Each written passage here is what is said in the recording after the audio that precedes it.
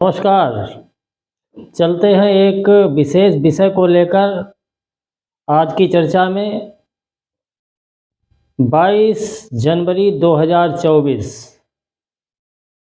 श्री राम जन्मभूमि अयोध्या जी में, वो अयोध्या जो कि हमारे हिंदू धर्म में 7 पुरियों के अंतर्गत, जिसका सबसे पहला उल्लेख है अयोध्या, मथुरा, माया, काशी, कांची, अवंतिका, पुरी, द्वारावती चैव सप्तैताम मोक्षदायका। नाम लेने मात्र से ही हमारा जो हिंदू दर्शन है, जो हिंदू मान्यताएं हैं, उनमें ऐसा कहा गया है कि इनका स्मरण करने मात्र से ही व्यक्ति मोक्ष का अधिकारी हो जाता है। तो सबसे पहली जो मोक्षपुरी है अयोध्या जी, वहाँ की ओर चलते हैं। और विशेष क्या है कि वहाँ हमारे आराध्य, आपके आराध्य, जन जन के आराध्य भगवान श्री राम का जन्म हुआ। लगभग जैसा कि हमारी पौराणिक मान्यता है, हमारे शास्त्रों में उल्लेख है कि भगवान राम की राजधानी थी, उनके पूर्वजों की राजधानी थी। भगवान राम का जन्म अयोध्या जी में हुआ। पवित्र सरयू नदी नित्य निरंतर कल कल निनाद करती हैं। कुछ ऐसी घटनाएं हुई कि अयोध्या, चूँकि राम जी ने लोक रंजन के लिए, लोक मान्यता के लिए माँ सीता का परित्याग किया था। सीता जी भूमि से चूँकि प्रकट हुई थी और भूमि में ही समा गई थी।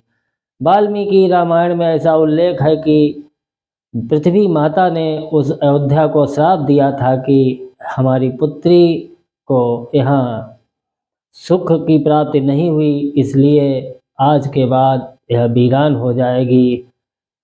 वाल्मीकि रामायण में हालांकि इस तरीके का कोई उल्लेख नहीं है, लेकिन जन श्रुतियाँ इस तरीके का उल्लेख करती हैं।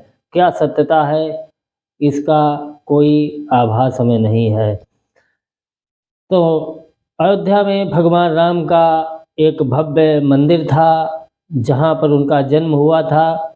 लगभग 500 वर्ष के बाद 22 जनवरी 2024 को पुनः एक भव्य राष्ट्र मंदिर, भगवान राम के जन्मभूमि स्थान पर एक मंदिर का निर्माण पूरा होकर के वहाँ पर 22 जनवरी 2024 को प्राण प्रतिष्ठा होगी। इसके ज्योतिषीय बिंदुओं पर भी हम चर्चा करेंगे।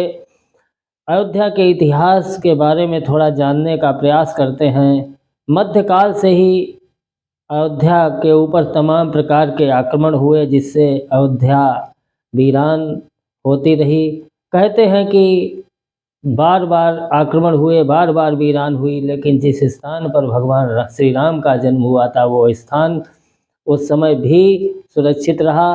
तमाम आतताइयों के आक्रमण करने के बाद भी वो स्थान सुरक्षित रहा।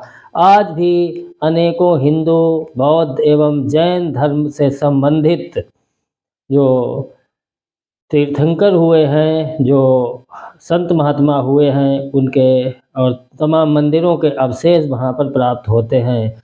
जैन धर्म के भगवान आदिनाथ के सहित 5 तीर्थंकरों का जन्म स्थान अयोध्या ही बताया जाता है। भगवान बुद्ध ने भी अपने बुद्धत्व प्राप्ति के बाद कुछ समय तक इस स्थान पर विहार किया था। इतिहासकार कहते हैं कि ईसा से 600 वर्ष पूर्व अयोध्या एक विकसित राज्य था। वाल्मीकि रामायण के अनुसार अयोध्या एक समृद्ध और भव्य राजधानी था। भगवान श्री राम की जल समाधि के पश्चात पहला जो मंदिर था वो भगवान श्री राम के पुत्र कुश ने बनवाया। उसके बाद कुश की 44वीं पीढ़ी तक अयोध्या राज्य समृद्ध और विभिन्न प्रकार से वैभवशाली, शक्तिशाली रहा। महाभारत के युद्ध में ऐसा कहा जाता है कि जो कुश के वंशज थे, उनकी मृत्यु अभिमन्यु के हाथों हो गई थी और महाभारत युद्ध के बाद ही अयोध्या उजाड़ हो गई थी, क्योंकि महाभारत के युद्ध में तमाम प्रकार के योद्धा, महारथी, सैनिक आदि मारे गए थे। इसलिए महाभारत के बाद प्रत्येक विकसित राष्ट्र का उजाड़ होना स्वाभाविक है। कहते हैं कि श्री राम जी का जो जन्म स्थान पर बना हुआ मंदिर था वो उस समय भी ज्यों का त्यों रहा और निरंतर वहाँ पूजा होती रही। ईसा से 100 वर्ष पूर्व सम्राट विक्रमादित्य जब उज्जैन से घूमते हुए अयोध्या जी में आए तो साधु संतों की कृपा से उनको ऐसा आभास हुआ कि यही श्री राम की अयोध्या है, यही जन्मभूमि है, यही रघुवंशी राजाओं की कर्म भूमि है। तो उन्होंने वहाँ पर अनेक मंदिर, कूप, तालाब और धर्मशालाएँ आदि बनवाई। उन्होंने उसी जन्मभूमि पर 84 खम्भों का एक भव्य मंदिर, जो पूर्व मंदिर था उसका नवनिर्माण करके 84 खम्भों का एक भव्य मंदिर बनाया और अद्भुत श्री राम जी के विग्रह की स्थापना की। विक्रमादित्य के बाद शुंग वंश के जो प्रथम सम्राट थे उन्होंने यानी पुष्यमित्र शुंग, ये जो शुंग वंश के सम्राट थे, उन्होंने उस विक्रमादित्य के द्वारा बनाए हुए श्री राम जन्मभूमि मंदिर का पुनः जीर्णोद्धार कराया और 2 अश्वमेध यज्ञ किए। ऐसा हमारे इतिहासकार विभिन्न पुस्तकों में उनका उल्लेख है। कहा जाता है शुंग वंश के राजाओं के बाद गुप्त वंश के चंद्रगुप्त द्वितीय ने अयोध्या को अपनी राजधानी बनाया। संस्कृत के प्रसिद्ध महाकवि कालिदास ने अपनी रघुवंश महाकाव्य में अयोध्या नगरी का कई स्थानों पर उल्लेख किया है, जिसमें कि अयोध्या को बहुत ही वैभवशाली और शक्तिशाली और एक धार्मिक नगरी बताया गया है। वहाँ के जो राजा थे, राम जी से पूर्व जो उनके पूर्वज थे, राजा दशरथ, अज, रघु, दिलीप, मानधाता आदि का उल्लेख रघुवंश महाकाव्य में महाकवि कालिदास ने किया है। तो इस प्रकार कालिदास के समय तक अयोध्या बहुत ही यानी आक्रमणों के द्वारा या जो जैसा कि तमाम प्रकार की लोकोक्तियाँ हैं कि कारणवश अन्य कारणों से अयोध्या विखंडित होती रही और समृद्ध होती रही। ये रघुवंश महाकाव्यम के माध्यम से कालिदास ने उसका उल्लेख किया है। गुप्त वंश के शासकों के बाद जो चीनी भिक्षु भारत में आए उसमें 300 ईसा पूर्व फाहियान नाम का जो चीनी भिक्षु भारत आया, उसने भी अयोध्या में अनेकानेक बौद्ध और जैन इस धार्मिक स्थानों के साथ साथ श्री राम जन्मभूमि अयोध्या में भव्य मंदिर का उल्लेख किया। 7वीं शताब्दी में चीनी यात्री ह्वेनसांग भारत में आया और उसने भी अयोध्या में स्थित भव्य श्री राम मंदिर का उल्लेख किया। कहते हैं कि 11वीं शताब्दी में जब कन्नौज के राजा जयचंद का शासन भारत में था, पूर्व भारत में था, तो उसने सम्राट विक्रमादित्य के लिखे हुए शिलालेख को अयोध्या जी उसी स्थान से हटवाकर अपना नाम लिखा लिया। हालांकि उसके बाद जयचंद की मृत्यु हो गई और एक काले बदनुमा दाग के रूप में जयचंद को हम आज भी याद करते हैं। 1031 ईस्वी में तुर्कों का शासन और आक्रमण भारत पर प्रारंभ हो गया। सैयद सालार ने तुर्क शासन की स्थापना की। फिर पानीपत के युद्ध में सैयद सालार मारा गया। उसके बाद 1033 में तैमूर ने भारत पर आक्रमण किया और उसने तमाम मंदिरों को नष्ट भ्रष्ट किया। फिर तैमूर के ही वंशज अन्य यवन आक्रांता भारत में आते रहे और उन्होंने काशी, अयोध्या, मथुरा में अनेक प्रकार की लूटपाट की, मंदिरों को तोड़ा। 14वीं सदी के प्रारंभ में अयोध्या स्थित भव्य श्री राम का मंदिर ज्यों का त्यों था। अनेक आक्रांताओं के लूटपाट करने के बाद भी श्री राम जन्मभूमि मंदिर यथावत बना रहा। लेकिन 14वीं सदी में ही मुगल आक्रांता चूँकि मंदिरों को तोड़ना प्रारंभ कर चुके थे और तोड़ते रहे, जो वहाँ के संत महात्मा ब्राह्मण पुजारी आदि थे और जो शासक, जो भारत के शासक थे, वो उनकी सहायता से जो मंदिरों के रखरखाव की जिम्मेदारी ब्राह्मणों, पुरोहितों, संतों आदि पर थी, वो मंदिरों को बचाते रहे। 1527 और 28 में श्री राम जन्मभूमि अयोध्या पर बना हुआ भव्य मंदिर पूरी तरीके से बाबर के सेनापति मीर बाँकी ने तोड़ दिया और वहाँ पर एक मस्जिद बनवा दी, जिसको कि बाबरी मस्जिद नाम से जाना गया। इस बाबरी मस्जिद को बनने और भगवान श्री राम के दिव्य और भव्य मंदिर के टूटने पर लाखों हिंदुओं ने अपने प्राणों की आहुति दी।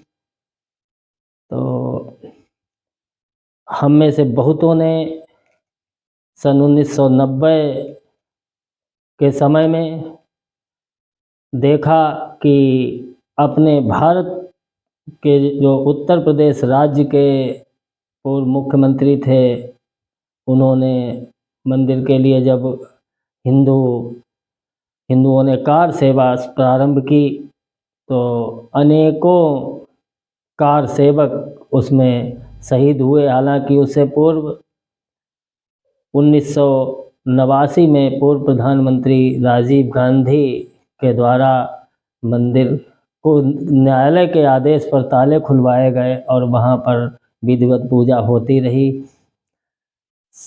कहते हैं जो 1949 में वहाँ पर एक चबूतरा था और उसी स्थान पर जहाँ पर आज गर्भगृह में भगवान श्री राम लला की स्थापना होने वाली है, वहाँ पर दिव्य विग्रह राम, लक्ष्मण और सीता हनुमान जी का एक दिव्य विग्रह प्रकट हुआ था। उसी की लगातार पूजा अर्चना होती रही। तमाम अयोध्या सेशन कोर्ट में उस मामले की सुनवाई हुई, फिर मामला उच्च न्यायालय के अधीन कर दिया गया। उच्च न्यायालय ने 3 माननीय न्यायाधीशों की खंडपीठ ने जन्मभूमि का जो जन्मभूमि की जो विवाद था, उसमें फैसला दिया कि एक पक्ष रामलला विराजमान, दूसरा पक्ष निर्मोही अखाड़ा, तीसरा पक्ष बाबरी एक्शन कमेटी, तीनों 2 हिस्से हिंदुओं के पक्ष में आए, एक हिस्सा बाबरी मस्जिद के पक्ष में आया। दोनों पार्टियां संतुष्ट नहीं हुई और मामला सर्वोच्च न्यायालय में पहुंचा। सर्वोच्च न्यायालय के विद्वान 5 सदस्यीय न्यायाधीशों ने मामले का गहनता से अध्ययन किया। तमाम धर्माचार्यों ने जो धार्मिक प्रमाण थे, जो पुरातत्वविद थे, उनकी रिपोर्टों के आधार पर धार्मिक और ऐतिहासिक जो मान्यताएं थीं, उनके आधार पर सर्वोच्च न्यायालय ने राम जन्मभूमि हिंदुओं का प्राचीन स्थान माना। वर्ष 2019 में फैसले के उपरांत श्री राम जन्मभूमि का जो भूमि पूजन था वो संपन्न हुआ और आने वाली 22 जनवरी 2024 को वहाँ पर भव्य श्री राम मंदिर की प्राण प्रतिष्ठा होगी। जिस प्रकार का उल्लास इस समय संपूर्ण भारतवर्ष में बना हुआ है, ये अपने में ऐतिहासिक है। हम सभी इसके लिए माननीय सर्वोच्च न्यायालय, जो हमारे भारत के साधु संत थे, उनके अथक प्रयास, जो इस यज्ञ में जिन्होंने अपनी आहुतियाँ दी, जीवन की आहुतियाँ दी, उनके योगदान को शब्दों से प्रकट कर पाना किसी के लिए संभव नहीं। तो सबके अथक परिश्रम के बाद, सबकी साधना के उपरांत यह अवसर देखने को मिल रहा है। अब आते हैं अपने मूल विषय ज्योतिष शास्त्र की ओर। 22 जनवरी 2024 किस प्रकार का मुहूर्त है, क्या संयोग है, इस पर चर्चा करते हैं। 22 जनवरी 2024 को हमारे अयोध्या जी में भगवान श्री राम की भव्य प्राण प्रतिष्ठा होने वाली है। इसके ज्योतिषीय मुहूर्त इसलिए आवश्यक है कि जैसा कि आजकल सोशल मीडिया पर आप देख रहे हैं और समझ भी चुके होंगे कि मुहूर्त की आवश्यकता क्यों है।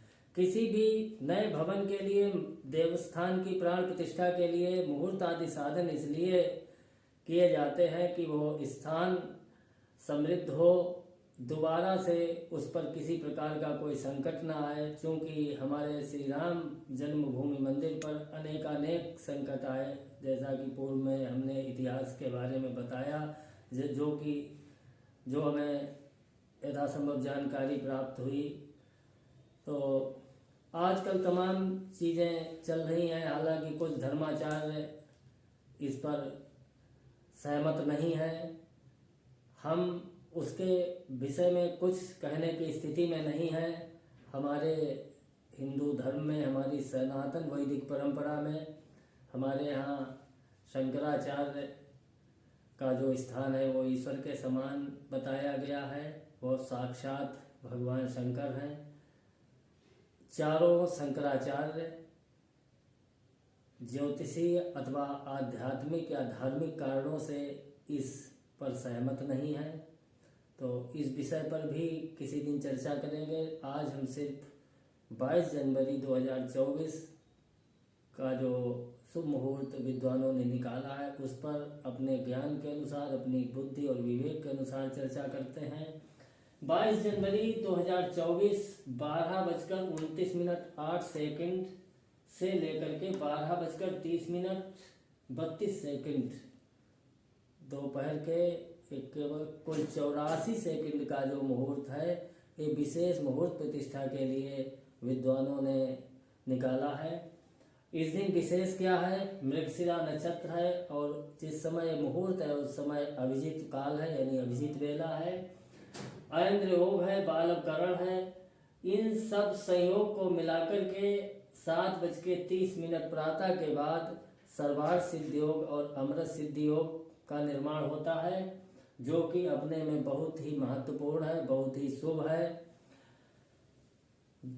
दोपहर अपराह्न के समय जब प्राण प्रतिष्ठा का मुहूर्त होगा उस समय ज्योतिष गणना के अनुसार मेष लग्न आ रही है। लग्न का स्वामी नवम भाव यानी भाग्य भाव में मित्र ग्रही होकर के बैठा हुआ है। लाभ भाव में स्थिर लग्न कुंभ है और शनि उसका स्वामी मूल त्रिकोण का होकर के लाभ भाव में बैठा हुआ है। तो जो लग्न कुंडली मुहूर्त के समय की लग्न कुंडली बनकर के आ रही है वो अपने में मजबूत दिखाई देती है। और जो 84 सेकंड का प्रतिष्ठा का मुहूर्त है उस समय नवांश कुंडली में वृश्चिक लग्न आ रही है। वृश्चिक लग्न का स्वामी मंगल चंद्रमा के साथ लाभ भाव में बैठा हुआ है। ये अपने में मजबूत है, जो कि इसके साथ ही जो आध्यात्मिक दृष्टिकोण से हम बृहस्पति ग्रह से विचार करते हैं तो देवगुरु बृहस्पति कर्क राशि में यानी अपनी उच्च राशि में भाग्य भाव में बैठे हुए हैं। यह अपने में शुभ है। यद्यपि जो लग्न आ रही है, चूंकि मकर का सूर्य आज मकर संक्रांति का पर्व है, तो यानी 14 तारीख की रात्रि में, 14 और 15 की रात्रि में मकर संक्रांति प्रारंभ हो गई है। सूर्य मकर राशि में आ गए हैं, तो सूर्य मकर राशि में होंगे। शत्रु ग्रही सूर्य का 10वें भाव में होना थोड़ा संदेह उत्पन्न करता है, लेकिन जो कोई भी नक्षत्र कोई भी मुहूर्त, उसमें ज्योतिषीय दृष्टिकोण से कुछ न कुछ कमी अवश्य होती है। ऐसा नहीं है कि 100% कोई भी मुहूर्त, विश्व का कोई भी विद्वान मुहूर्त गणना करे तो कोई ना कोई कमी उसमें अवश्य होगी, लेकिन कई ग्रहों की जो मित्रता और संयोग बन रहे हैं ये सब शुभ मुहूर्त के संकेत हैं। इसलिए इस पर बहुत अधिक चर्चा करना उचित प्रतीत नहीं होता है।